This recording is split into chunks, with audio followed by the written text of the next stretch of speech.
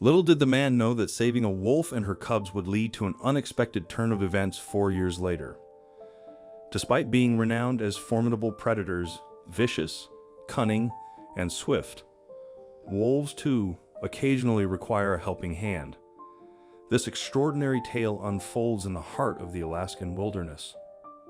On a sunny spring day, a prospector named John found himself in the pursuit of gold along Coho Creek, nestled on the southeastern side of Alaska's Caprino Island. As he emerged from the island's forested expanse, a mere 20 feet away, he came face to face with a majestic sight: a massive Alaskan timber wolf standing in a bog. The creature had become ensnared in a trap, one that John recognized as belonging to his late hunter friend George. It was a fortuitous encounter, for had John not ventured out that day, the wolf would have surely met its demise, as George had tragically passed away from a heart attack the week prior.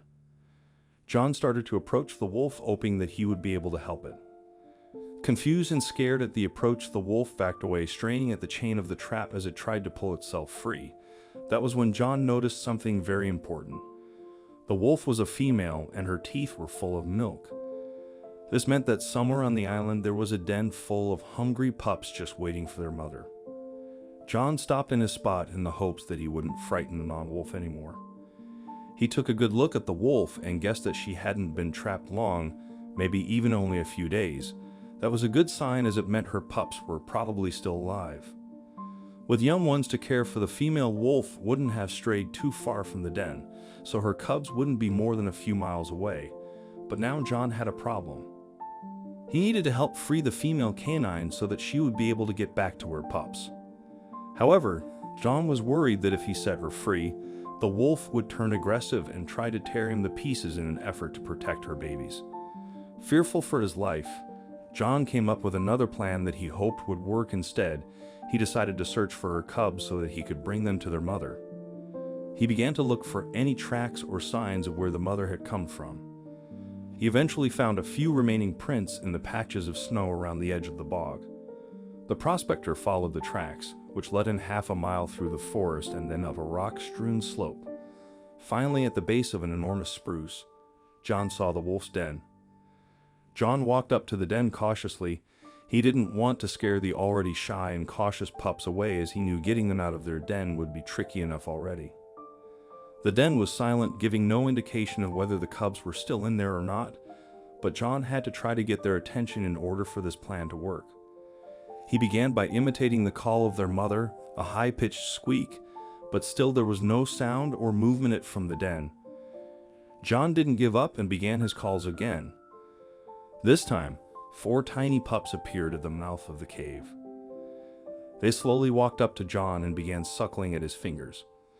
They couldn't have been more than a few weeks old, and they were obviously starving. One by one, John picked up the pups and placed them into his burlap bag. With the baby wolves securely held in his bag, John turned around and headed back down the slope towards their mother. Upon returning to the trapped mama wolf, she quickly stood to attention when she noticed John coming back to her. She let out a high-pitched whine as if she knew that the man had her babies with him. John released the pups from his bag, and within moments they were all suckling at their mother's belly. Even though the pups were all fed and well, now that they were back with their mother, John still didn't know how to free the female canine. Every time that he tried to get close to the little family, the mama would growl at him and warn him back. Resigned that he wouldn't be able to free her straight away, John went and searched for something for the mama wolf to eat to keep her strength up. He came across the leg of a deer carcass and cut off a hindquarter. John knew that if he was ever going to free the trapped animal, he would have to gain her trust, and food was usually the best way to do this. It would take time, though something that John had plenty of. The prospector made a rough shelter for himself near the wolf family, and was soon asleep. The next morning, he was awoken by 4 fluffy bundles of fur sniffing at his face. It seemed he had earned the wolf pop's trust, but still had a ways to go with their mama. Over the next few days, John split his time between prospecting and trying to help the trapped canine. He would throw her venison and would play with her babies, hoping to show that he was not a threat. Each time that the man would interact with the animals, he would edge a little bit closer to the trap. In the evening of the 5th day, John was delivering the female wolf's daily dose of venison when he noticed something encouraging. The wolf wagged her tail, slightly delighted that it looked like the animal finally trusted him. John sat down only 8 feet away from her, so close that if she had wanted to, the wolf could have broken his arm with just a snap of her jaws. The man then drifted to sleep surrounded by the wolf family. The next day, John awoke to the sound of the pups nursing. He carefully petted them in greeting. To his surprise, the mother wolf didn't growl or even move. Taking this as a good sign, the man then put his hand on the wolf's trapped leg. She flinched, but didn't make a move to stop him. Finally, after days of trying to gain her trust, all of John's efforts were paying off. He examined the steel trap and saw that its jaws had only caught 2 of the animal's toes. They were swollen and cut, but she wouldn't lose the paw, which was more than the man had been hoping for. John found the release catch and quickly pressed down on it. Now, finally free, John expected the mama wolf to gather her pups and disappear into the woods, but she did something much different, which shocked John entirely. The wolf slowly crept up to the man and began to lick his hands and fingers. John was astonished.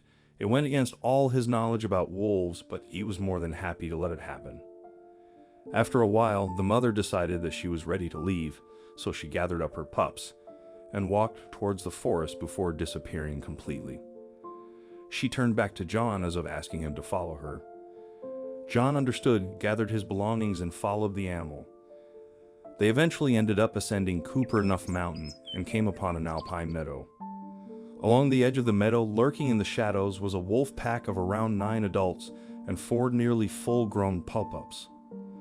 The mama wolf and her pups approached the pack, and after a few minutes of greeting, the entire family broke into howling. John watched from a distance, amazed that he was witnessing something so spectacular. As night fell, the man set up his camp. By the light of his fire, he could see multiple wolf shapes darting in and out of the shadows, but he wasn't scared. He knew that they were simply curious about him. As dawn broke the next day, John knew it was time to leave. He gathered up his things, with the mama wolf watching the entire time. As he reached the far side of the meadow, John looked back one last time. The mama wolf and her pups were sitting where he had left them, watching him. John waved his final goodbye, to which the mother wolf let out a mournful howl. He then turned around and descended the mountain. He would never expect what would happen next. 4 years after this encounter with the wolves, John returned to Coal Creek after serving in World War II. As he walked through the familiar woods, something caught his eye. It was the rusted steel trap that he had saved the mama wolf from all those years ago. Seeing the trap, John suddenly got a strange feeling. Something was telling him to return to the meadow where he had last said goodbye to the wolf family. Following his instincts, John climbed the mountain until he was at the meadow. He let out a long, low wolf call, something that he had done many times before, and to his surprise, a howl responded. John called again, and once again Howl responded. As John observed the vast meadow, his attention was drawn to a looming figure approaching him. Gradually, he recognized the familiar form. It was the timber wolf he had once rescued, but this was no ordinary encounter. The wolf halted just in front of John, her tail gently wagging. In a fleeting moment, she vanished into the depths of the woods, leaving an indelible mark on John's heart. Although he departed from the island not long after, he carried the memory of the wolf and her cubs throughout his lifetime. While the authenticity of this story remains uncertain, the enchanting experience of forging a special bond with another creature resonates with many of us through our own pets. Occasionally, fortunate individuals are granted extraordinary encounters, akin to the one John experienced with his wolves, a once-in-a-lifetime opportunity. What would you do if you found yourself face to face with a wolf in need? Share your thoughts in the comments below.